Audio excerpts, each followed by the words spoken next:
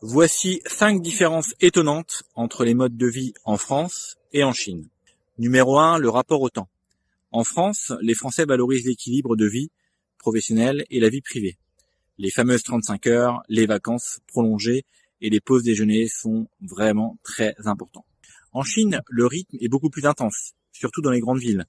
Vous avez aujourd'hui un système de travail qu'on appelle le 9-9-6, 9h-21h, 6 jours sur 7, notamment dans les secteurs de la tech, et cela illustre bien cette mentalité.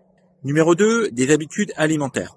En France, les repas sont des rituels sociaux et ça dure assez longtemps, surtout le déjeuner et le dîner. Les horaires sont plutôt fixes, midi 14h, 19h, 21h. Pain, fromage, les vins sont incontournables. En Chine, les repas sont plus souvent fonctionnels et souvent pris rapidement, surtout en semaine. Le petit déjeuner peut inclure des plats salés, comme les pains à la vapeur ou les soupes de nouilles. Le dîner est très généralement plutôt vers 18h. Le thé vert remplace le café, bien que. Numéro 3, le rapport à l'habitat.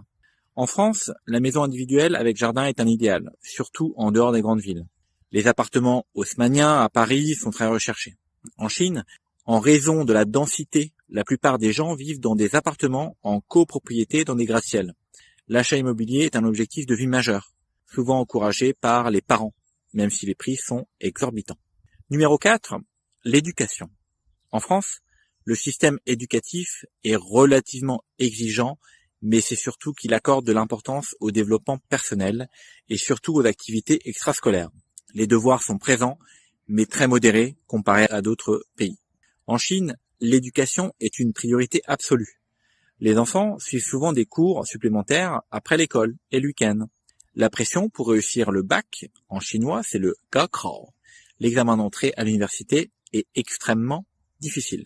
Numéro 5, loisirs. En France, sortir boire un verre en terrasse, aller au ciné, faire du sport, visiter les musées, c'est vraiment des loisirs classiques. En Chine, les loisirs sont fortement influencés par les nouvelles technologies. Les karaokés, les jeux vidéo, les parcs d'attractions et les centres commerciaux high-tech sont des activités privées. Ces différences montrent à quel point les modes de vie sont façonnés par des contextes culturels, économiques, historiques et différents. Si ça vous a plu, likez, commentez et abonnez-vous à ma chaîne.